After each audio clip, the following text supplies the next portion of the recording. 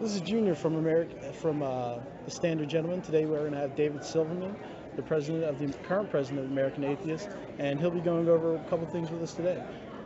Glad to have you. Thanks for having me on. Um, we'll start off with the standard question that we always ask everybody else. What skills and traits do you think make a man?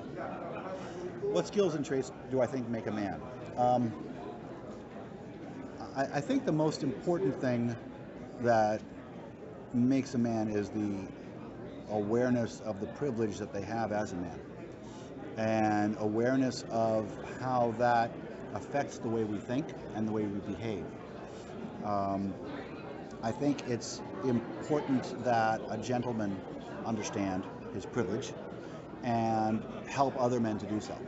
And sometimes that means criticizing other men when they do things that are misogynistic or small-minded.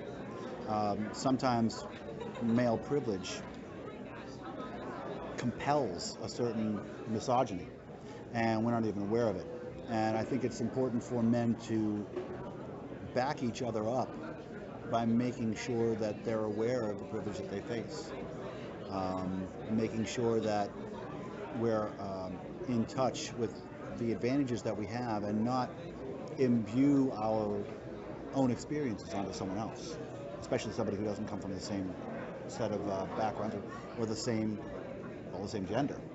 I think the measure of a man comes in part in self-awareness and the urge to make other men more self-aware as well. I think it's important to do that as a man. I think it is difficult to do that. I think it's hard to get in touch with that side. And on one hand, I think that makes it more manly to do. And on the other side, that is male privilege when I say that. Exactly. So, I want to say it's more macho to deal with your shit, to deal with your stuff. Okay. But at the same time, that's a kind of a misogynistic statement to make, or at least it's kind of a privileged statement to make when you think, that there's nothing that a woman can't do that's really tough. So it's that kind of thing that really is something that we have to at least be aware of and control. Well, I wouldn't say it's a misogynistic thing. It's not misogynistic, but it's. Well, let me ask a better question. Being as though you say it is not only just a privilege, but as you're putting it, a responsibility. Yes. Where do you say gender roles currently, and do you think there's any improvements that can be made on either side? Well, I see gender roles as evolving. Okay. Right? They're constantly evolving, and we're now in a situation where we're not talking about a binary gender. We're not talking about a gender binary. We're talking about people on and off, agender, polygenders, and I think it's important that we understand that. I think it's important that we understand the privilege that comes along with it. I think it's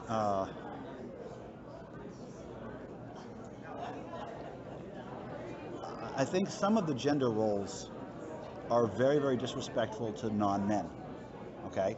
And I think that we have to own that. The whole concept that, men are stronger, that men are braver, that men are more apt to fight, more apt to, that fighting is somehow macho.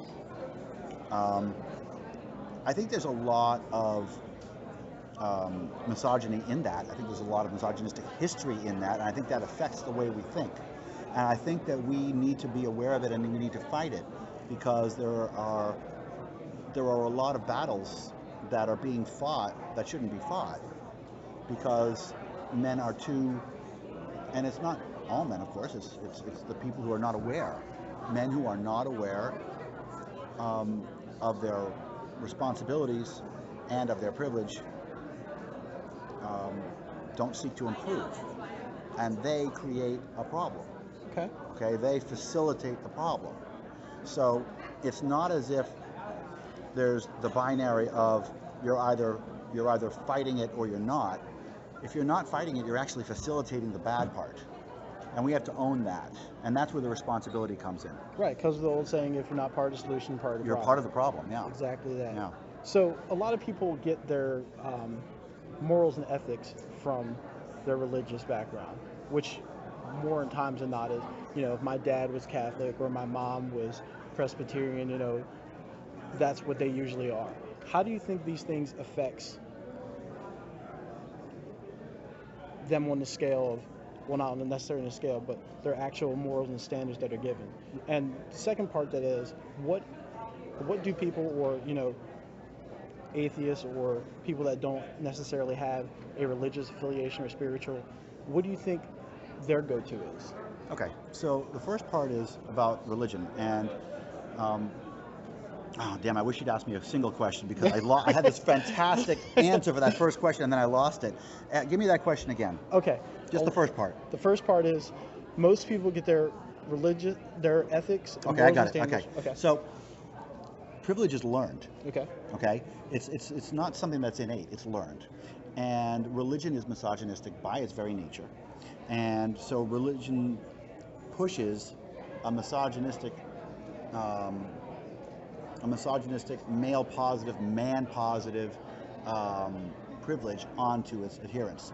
And that's because religion is, like I said, misogynistic by its very nature. God created Adam before he created Eve, and this is why we have a gender pay gap. The fact that we have a gender pay gap is a separation of church and state issue. It's a religious issue. And never thought of it like that. Of course, the only reason women make less than men is because God created Adam before he created Eve. There's no other reason. So we have to understand that, and we have to understand that this misogyny, this male privilege, which I shouldn't equate with misogyny, but this male privilege that we have in this country is caused in a very big way by religion. It's pushed in a very big way by religion. And in that very same way, when we fight male privilege, when we fight this inequality, we are fighting religion when we do it. And we're fighting the religious indoctrination that people have experienced for their whole time. So when we're talking about religion, we are talking about one of, if not the key facilitators of male privilege in this country. It's a scary thing, and it's something that we don't normally think about. But when you think about the people who are opposing the ERA amendment, I mean, the Equal Rights Amendment is a great example, okay?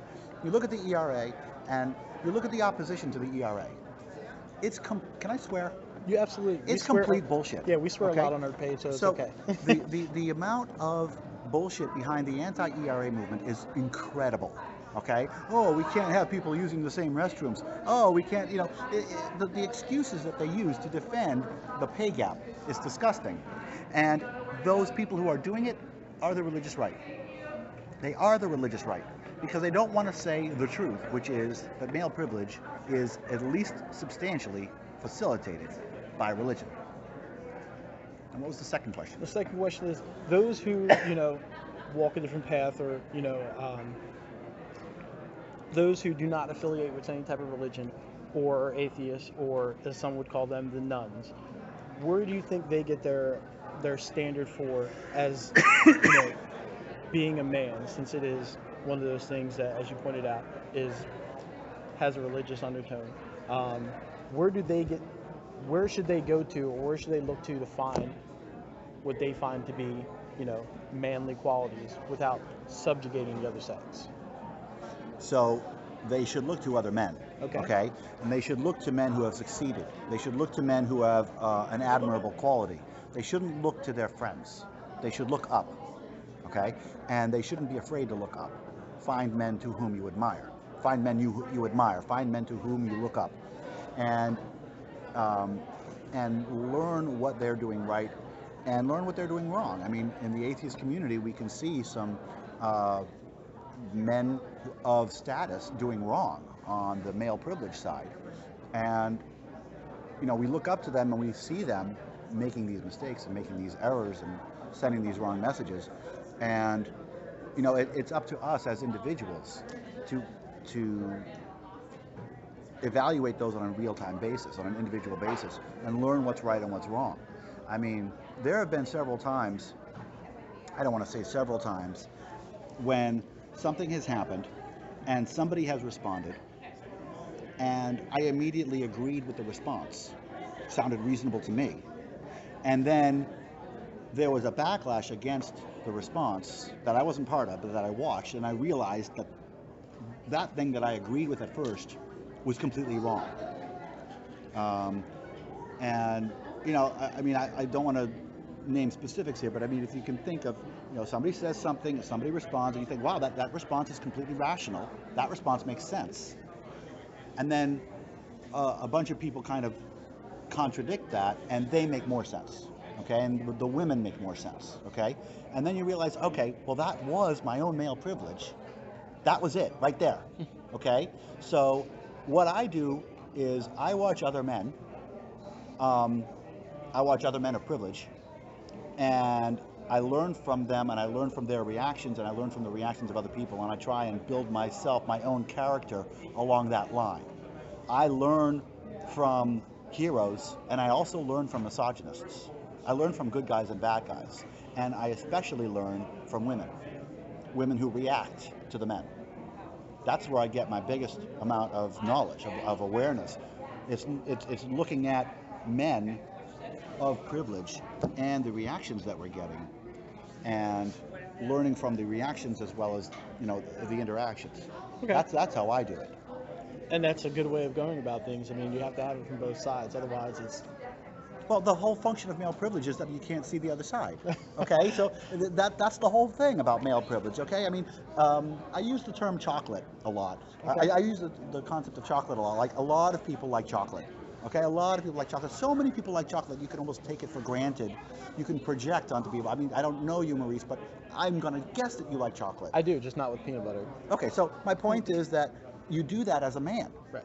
You do that as a man. We have this male privilege, and we kind of imbue our philosophies, our mentality onto other people, because we have this conceit that what we have must be just like chocolate, right? I mean, my thoughts on misogyny must be correct, so everybody else must share it. The problem is that that's what male privilege is. That's like the embodiment of male privilege. You can't see what they're thinking. You don't know what they're thinking. You don't know what non-men are thinking. And it's important for you to see, to learn, and I use the term, I guess the correct term is non-men. I use non-men to learn, because that's how I challenge my privilege. That's how I grow as a man. Okay.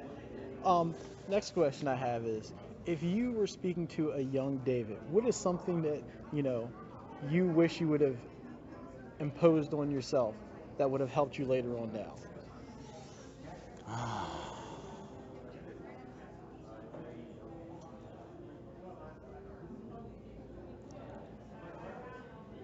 The concept of male privilege didn't really come to me early enough in life. And I think that's something that happens way too often. I think that's something that happens way too often. Male privilege is a thick thing.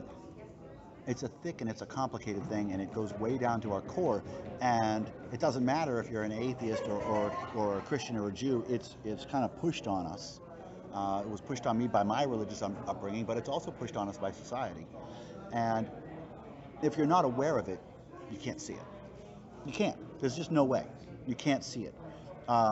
And it's a dangerous thing that we can't see it.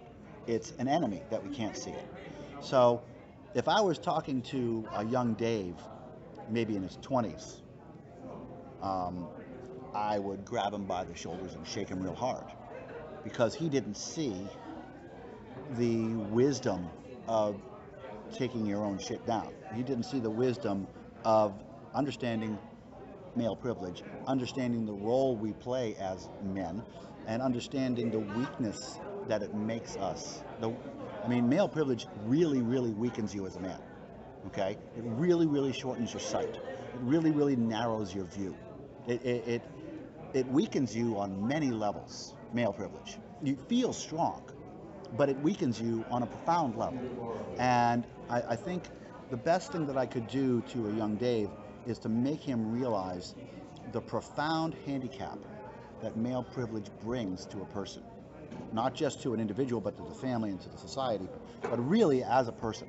The profound handicap of imbuing your views on everybody else, the profound handicap of not understanding people outside of your norm, the profound handicap of just assuming that everybody disagrees with you is some sort of a bad person. it's really debilitating, and it's very, very freeing when you learn it.